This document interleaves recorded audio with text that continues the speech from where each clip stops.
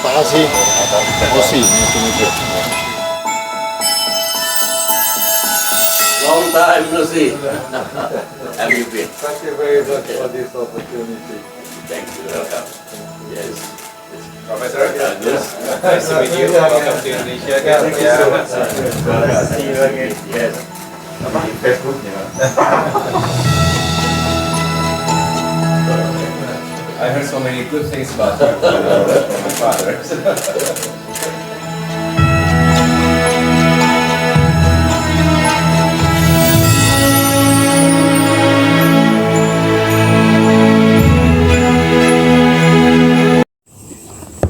Assalamualaikum warahmatullahi wabarakatuh.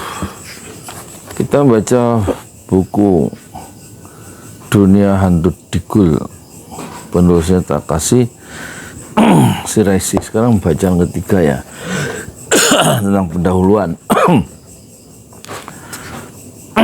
Halaman 1.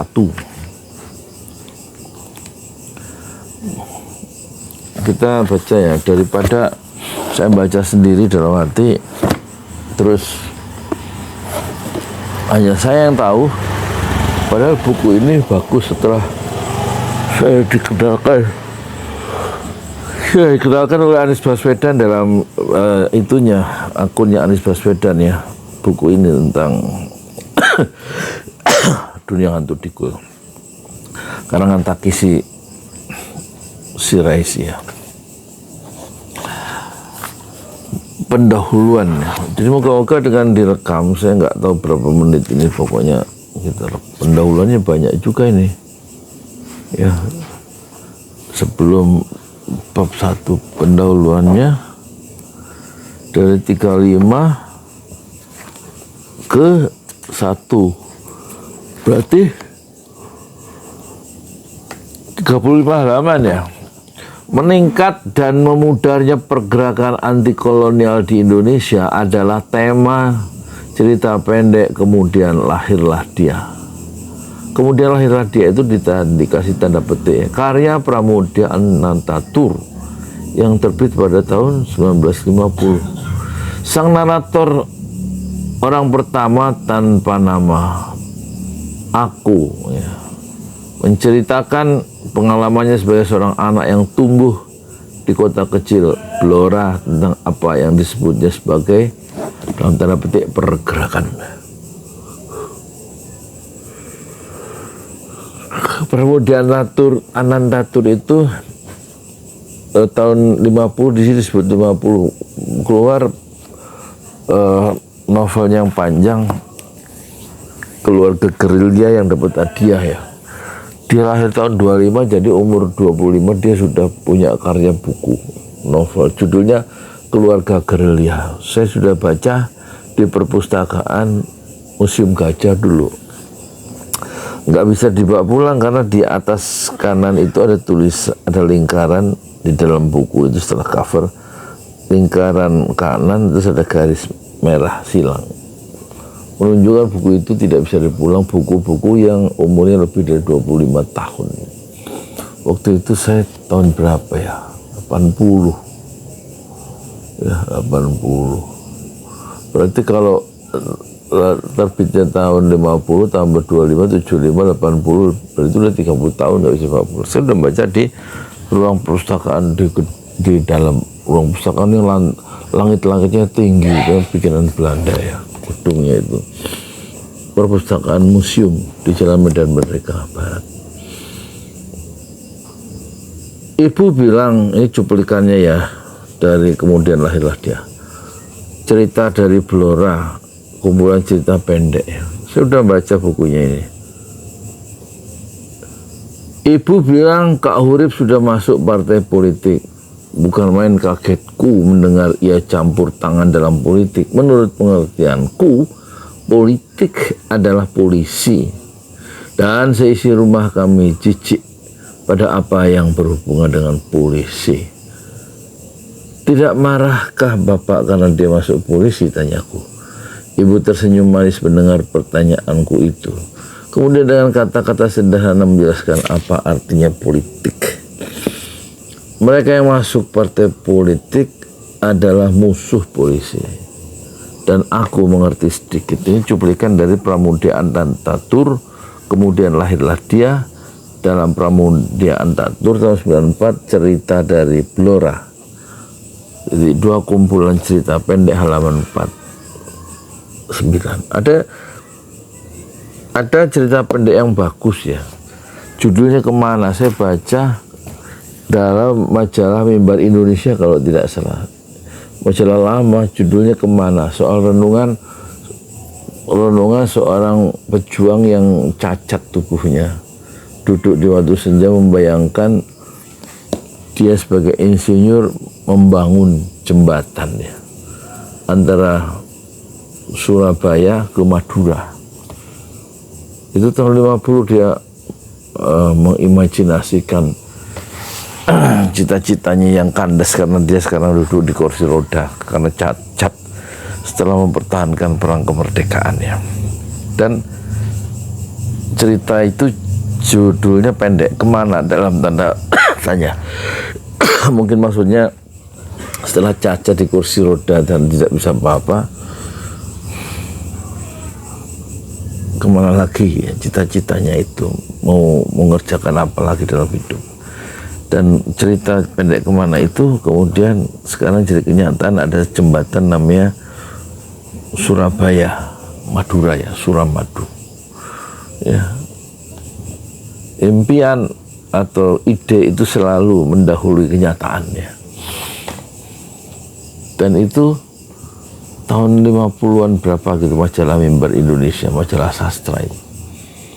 Saya tahunya itu setelah baca buku, ada informasi cerpen Kemana itu saya cari di Perpustakaan Nasional setelah saya baca buku Indonesia dalam kesusastraan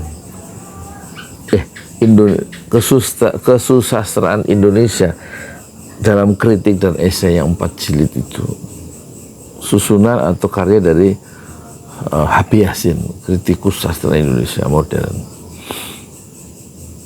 Makanya saya cari cerpen Pramudia Anantatur yang berjudul Kemana.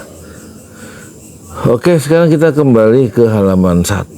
Kisah tersebut kemungkinan besar terjadi pada 1932 sampai 1933 ketika pergerakan nasionalis yang dipelopori Partindo, yaitu Partai Indonesia pimpinan Soekarno, memperoleh daya pesat, namun kemudian surut di bawah pengaruh campur tangan pemerintah kolonial. Latarnya adalah sebuah kota kecil yang kehidupannya berubah tiba-tiba dengan datangnya pergerakan yang mendorong terbentuknya berbagai perkumpulan seni, olahraga, ketoprak, wayang, tari, dan gamelan. Warga menjadi tertarik pada gerakan Swadesi. Menurut gerakan Swadesi di India yang menyerukan pemboikotan produk asing dan berkembangnya proses produksi dalam negeri serta kebangkitan Asia yang dimotori oleh Jepang. Soekarno sendiri mendatangi kota tersebut untuk berpidato Blora ya.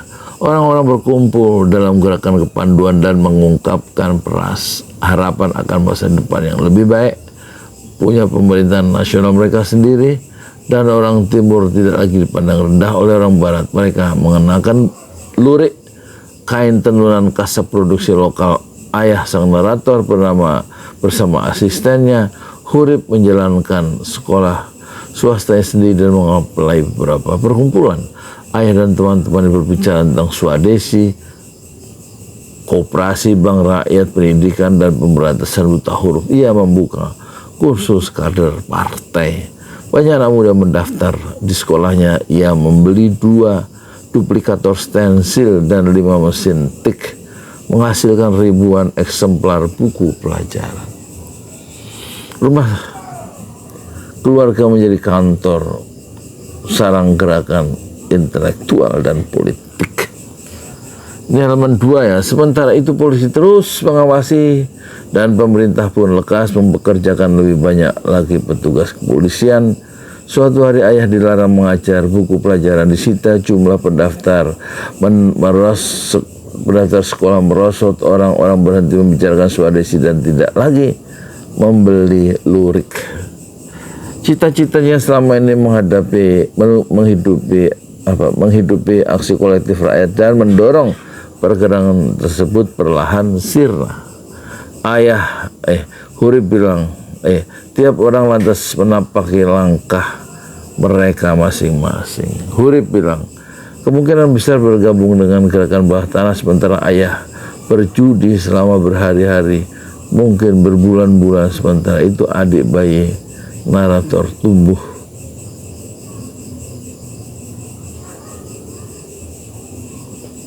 Ngantuk ya. Sementara itu adik bayi narator tumbuh dalam rahim ibu mereka dan suatu hari si bayi lahir. Akhirnya semua kembali berjalan seperti tadinya, tenang dan damai kota kecil kami, Blora. Tur, ini catatan kaki yang kedua, Tur. Cerita dari Blora. Pramudia, halaman 66. Pramudia mengatakan bahwa saat ia masih kecil, rumahnya pernah menjadi kantor PPPKI, Pemufakatan Perhimpunan Politik Kebangsaan Indonesia Cabang Blora. Tur editor 2001. Cerita dari Digul, halaman 7 ya, 7 Romawi. Simak juga John Ingleson 2014, Workers Unions and Politics. 2 Indonesia in the 1920s dan 1930, halaman 184 sampai 190 tentang gerakan Swadesi yang pengaruhnya di Hindia Belanda.